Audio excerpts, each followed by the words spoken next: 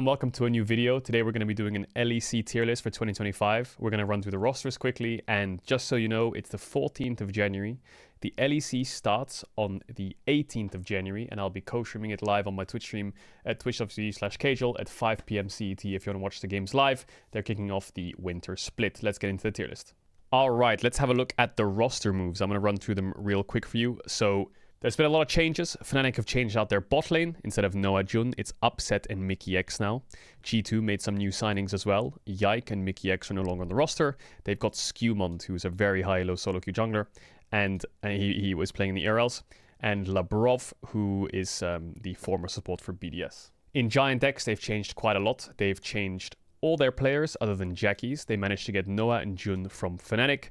They got Closer, who's a staple veteran jungler that's been around the scene and was last seen on K-Corp. And they got top laner Lot, who is a top laner from Turkey, who was playing in the LFL, I believe, and had a lot of hype around him. Carmine Corp did a lot of moves as well. They managed to get Yike from G2. They built around Vladdy, Targamas, and Kana. They swapped out Upset for their AD carry Kalist, who's debuting in the LEC and is extremely hyped up. Movistar KOI made one change as well. Jojo Pune is heading up the mid lane from Movistar KOI from NA instead of Frescowi. Rogue have made a few changes as well. They've gotten Adam from BDS. They brought back Malrang, who won them a title many years ago and was last seen playing in Brazil for Kaboom. They got Larson, Patrick from XL, formerly known as Giant X rather, and Execute, who some of you might remember Execute. His name was Jong-hoon and he played on Astralis. He was last seen playing for FearX in the LCK. SK Gaming made a couple changes as well. They promoted GenX, who's now back in the LEC, who was in the LEC before. His name is now JNX. Isma stayed. They've gotten Reeker, who was a player who was promoted into Mad Lions a couple of years ago as the mid laner alongside El Yoya. They struggled, they lost, they removed him after spring, and then they put Niski in and made a run to Worlds, I believe. And they've got Loopy in the support position, who used to play for, I believe, DK Academy, and he had a stint in the LLA. Team BDS, they've gotten Irrelevant from SK. They've gotten 113, who was playing in the ERLs for a little bit, and he was obviously last seen on Astralis in the LEC. They've kept Nuke and Ice. Labrov went to G2, and they've promoted support Pyrus, who was pretty hyped up from the ERL scene. We got Heretics, who's doing a full revamped roster. They've basically changed out everyone except for Flackett, who's their veteran, and they brought Shio from VDS, who's also a veteran on this roster. Carlson, I believe, was on their academy team. Top laner Camilo is a very young player who was in the ERLs, and Stend is also promoted, so they've gotten 3 rookies. And lastly, we've got Team Vitality, who they've changed a few players around. They've got Naknako in top lane, Linsas is staying, Chayak is replacing VTO, Karzi Hillisang is remaining.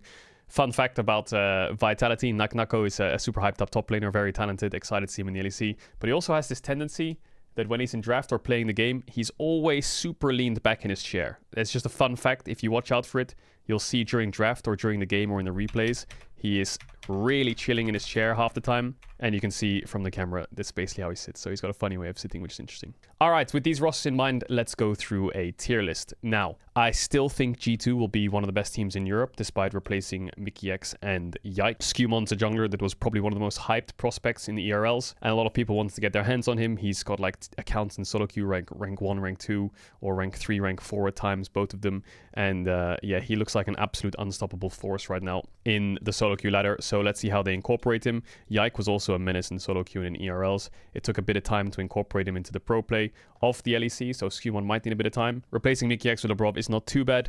Labrov's pretty talented support player, so we'll see how this team gets on. I think when you have Broken Blade and Caps in solo lanes, I think you're bound to be a top 3 team. So I think G2 has a new version to them. Let's see how well they do. I think Skewmond will grow to become a very strong player on this team, and I still think they're probably one of the favorites. Also in S tier, I think Fnatic is still an incredibly strong team. Obviously, they had this kryptonite all year of not being able to beat G2, but making finals against them. I think Mickey X is a fantastic addition. Jun was great mechanically. Mickey X is one of the best supports Europe's ever had.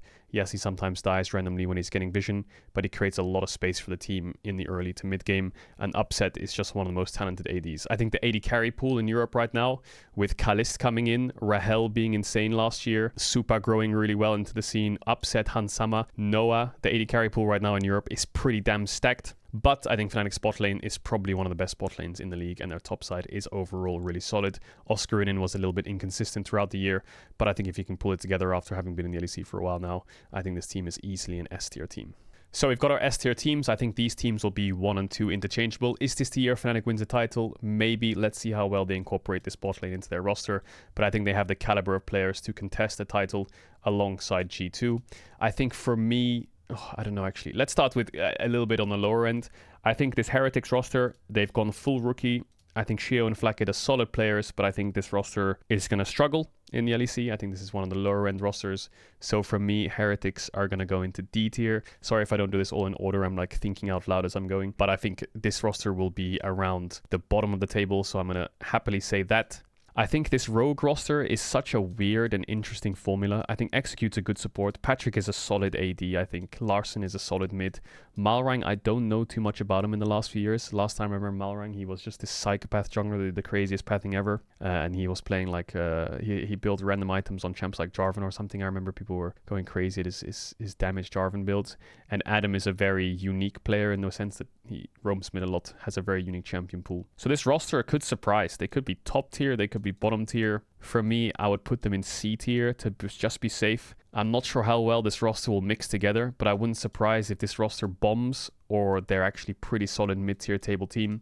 For now, I'll put them in C tier, mainly because I'm not sure how well Malrang will perform, but they've got decent middle-of-the-table caliber players.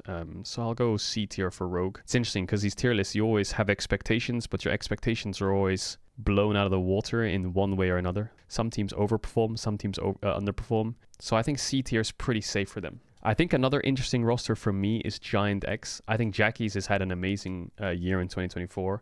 I think Noah June is a strong bot lane. I think Closer is a reliable jungler, and I've heard a lot of good things about Lot. I would go as far as to say, maybe it's a crazy take, I would say Giant X is an A tier team. I wouldn't be surprised if this team goes 4th, 5th, and to me that's A tier. High B, low A, I would say. I think this team will surprise, do well, and I think they've got solid players around them. I think Jackie's has a strong team to facilitate what he wants to do in the game. And I think Noah Jun has become a stable, strong bot lane. They've played together for a while. Their English has gotten good. And I think if Lot lives up to the hype, not that there's an insane amount of hype around him, but if he slots in as a mid-tier top laner at the very least, I think this roster will surprise. Another team we got to talk about, of course, is K-Corp. Kana and Vladdy solo lanes with Yike in the jungle instead of Closer, Kalist instead of Upset, and remaining with Targamas.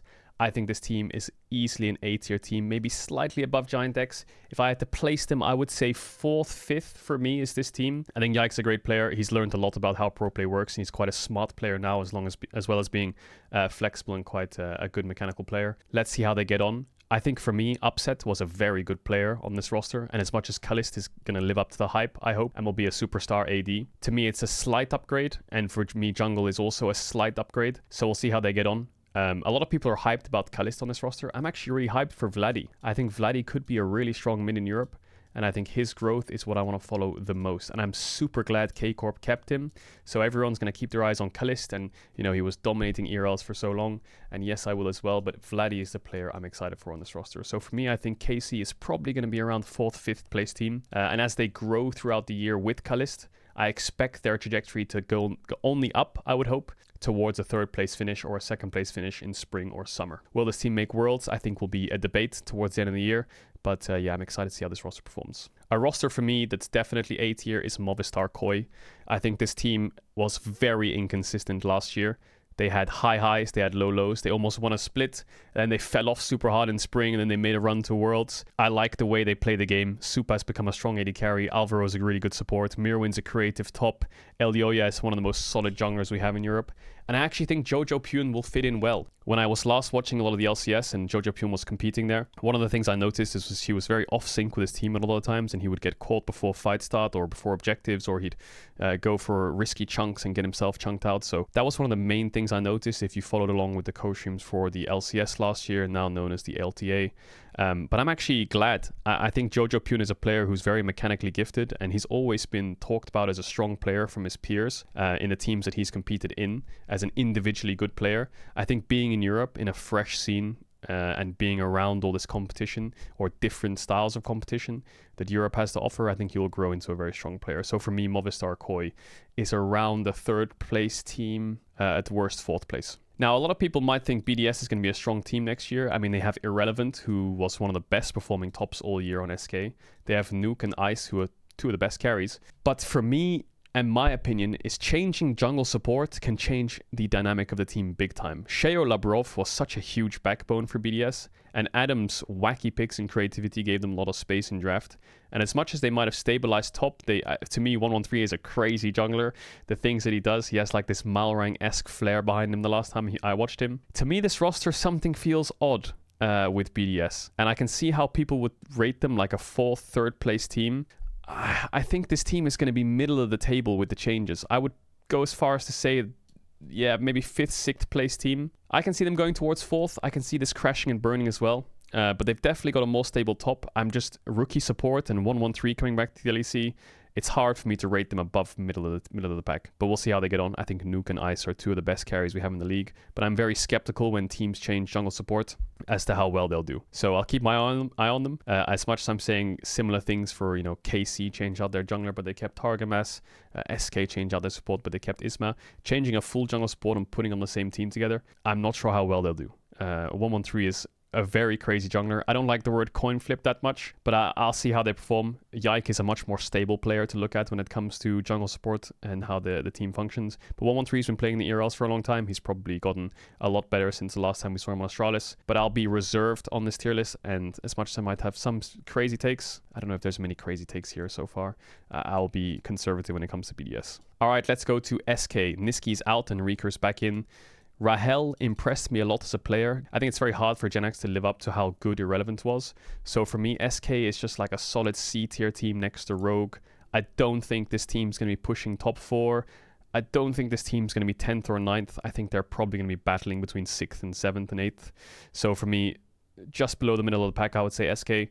I would say slight downgrade top. I think Niski's a really good stable mid laner, so slight downgrade mid lane. But Reeker is similar player to 113, where I don't personally watch the ERLs, but these players have come to the LEC, performed at a certain level, gone back to the ERLs, probably gotten better, and then come back to the LEC again. So it's very hard to rate how they'll do on their second stints. So I'll be again reserved with SK and just keep them in a solid C tier. Team Vitality. Team Vitality, I'm actually super excited for. Karzi Hylissang bot lane, I love it. Chayek's a player who was expected to come to the LEC in earlier years. There was a lot of hype around Chayek. I don't want to say it died off, but like he wasn't really promoted to the LEC the last couple of years. Linsas is a strong jungler and Nakako's a strong top laner. I think my hot take here is that Vitality will be also a team competing in the 4th, 5th place realm. I don't think this team's going to be bottom of the pack. I think this team's going to be towards the top 5 area.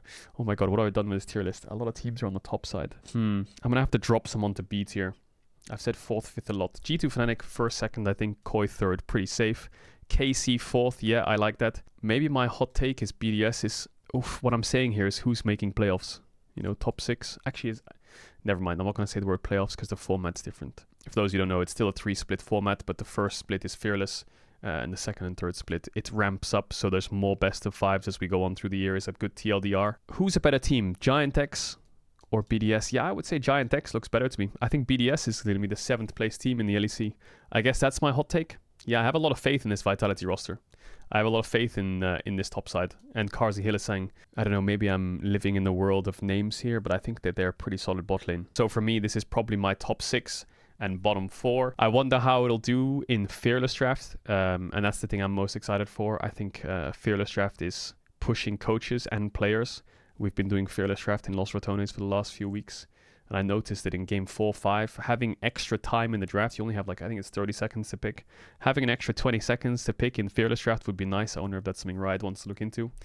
But champions will be pushed and players will be pushed alongside them. I'm pretty happy with this tier list. I hope you guys got something from this. I'm interested to hear what your opinions are. Hit me in the comments if you think I had any wild ass takes. But yeah, that's my quick run through for the LEC. Don't forget the LEC starts in 4 days. Saturday the 18th it starts, so be there. I'm excited. Some really hype rosters, some really exciting moves, and Fearless Draft after the best of ones will be happening. If you liked the video, don't forget to drop subscribe, and I'll see you guys soon. I also hope you guys like this more off-stream chill vibe when it comes to doing these tier lists. Anyway, peace out.